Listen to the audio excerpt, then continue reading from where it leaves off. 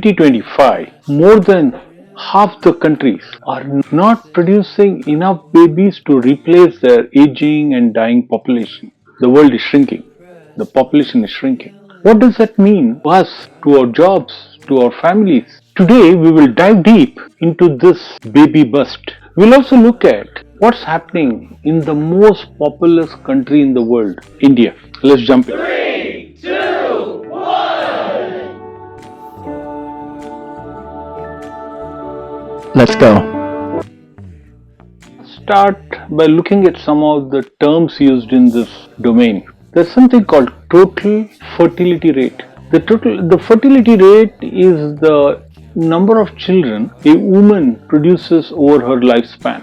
It's normally abbreviated as TFR, total fertility rate. The other term to remember is the replacement rate. This is the minimum rate of fertility that a woman should have in her lifespan to be able to maintain the population of that country. Anything below that will shrink the population, and anything above that will create a population boom. A TFR, that's the fertility rate of 2.1, is considered as the replacement rate. Anything above 2.1 will increase the population of that country, and anything below that will start shrinking the population of that country.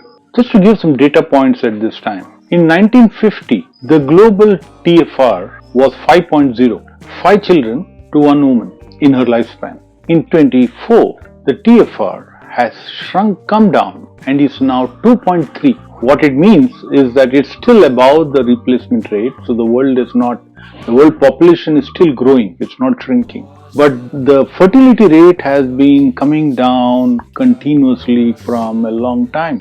What's causing this? Why is the fertility rate coming down? Before we go there, let's look at which are the lowest fertility countries in the world.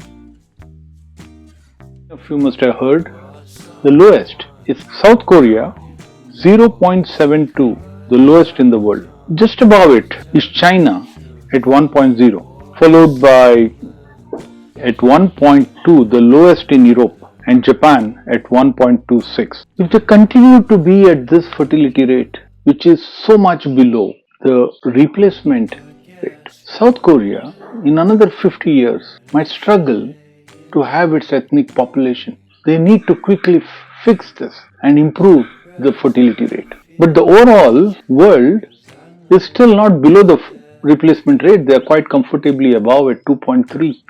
So which are the countries that are having a baby boom at the moment? The names will be interesting.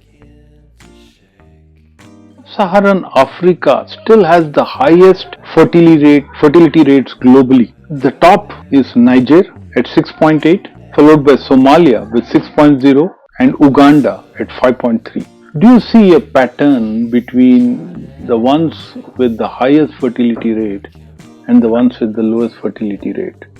Clearly, there seems to be the developed countries which have slowed down and compared to the ones which are developing. What's it that makes this change? What's it makes this difference? Interestingly, two big countries saw a minor improvement last year. In US saw a mini rebound last year, and curiously, it was led by women in their 40s who saw a baby boom in their age. Interesting.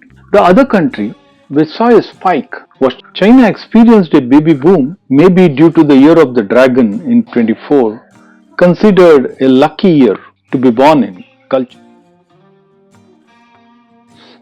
Jump into the most populous country in the world and see what's happening here. Some of the things might surprise you. In 1950, the fertility rate in India was 5.6, much higher than the global fertility rate. And in 2024, it's 1.98. It's much below the replacement rate. Surprised? The Indian population is shrinking. The fertility rate is so much below now the global fertility rate.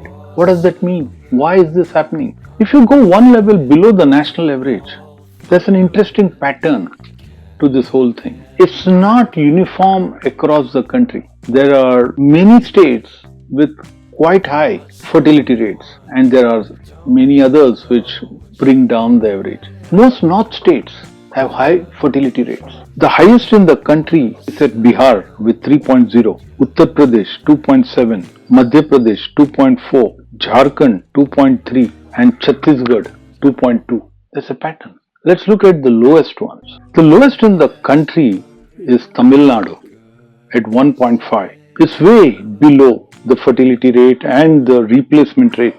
Kerala at 1.6, Telangana at 1.7. There are two North Indian states which are also showing low fertility. Delhi at 1.6 and Punjab at 1.7. Something is happening here, but the concern is that this population is shrinking. They are producing far below the replacement rates. Today, it may not create a big issue for us because the ones who are producing more are helping out average the ones who are not producing. So we don't see a labor issue or any issues of that kind. But it's curious, like in the world we see that there's a difference between developed countries and developing countries. Are we seeing something which is linked to literacy, development, awareness, etc.? Think about it. And what does it mean for us? What will this impact in the future if this continues to be like this?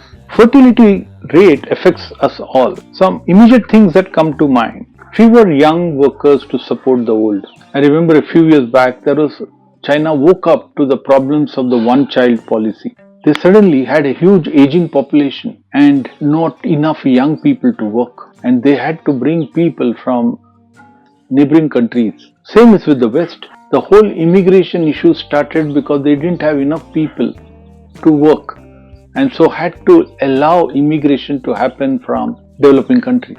In India, we are also seeing a sort of movement among its people from one region to the other because there's a need somewhere and there is surplus somewhere which is filling it. India may not face an immediate problem because we still have 65% of our people who are young. But as the replacement rate continues to be at a low level, we will start seeing it shrinking and this population is going to age in the next 30-40 years. And you will see that we are struggling with the population who are young. We will have an aging population. So this also impacts our tax base. It shrinks our people who are paying tax. The other impact with an aging population is the healthcare costs. It has a direct impact on insurance and coverage of healthcare. And as young population shrinks, you'll see that there is migration from rural to metros. Okay, so there's a lot of movement which happens there and the schools will start getting empty. There's a whole lot of impact which will happen as replacement rates shrink. Some of the reasons that researchers have found for this fertility rate drop, and especially when you look at the difference between developed and non-developed. One is the high awareness. The second is where the focus on earning money and stability forces double incomes. Okay, and I don't know whether you heard the word DINK, which is double income, no kids. That seems quite fashionable everywhere. So both work and don't have time to rear up children. High literacy also has a direct impact on how much children couples have. More awareness from the government programs, they're all helping in controlling the population, but it's now gone to the other end. It started shrinking and may not be a good thing. So many countries are now responding in the other way. They're pushing their population to make more babies. China has already abolished its one-child policy and encouraging people to have 2 children at least. Japan offers baby bonuses and dating apps. Hungary gives tax breaks to big families. And like I said, China is subsidizing childcare. But is it enough? Fertility crisis is not just about numbers. It's about how we live, how we work, and how we dream. Do we want large families or fulfilling careers?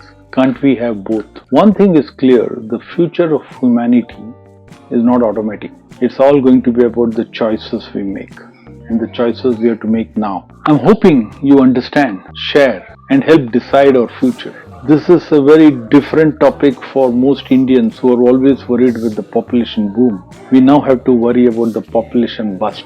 And think about who will take care of our factories, our large offices, our call centers, our data scientists, all jobs in 30, 40 years. Think about it. Till the next time, stay unstoppable. Could I have done to tell you the truth? I love porcelain.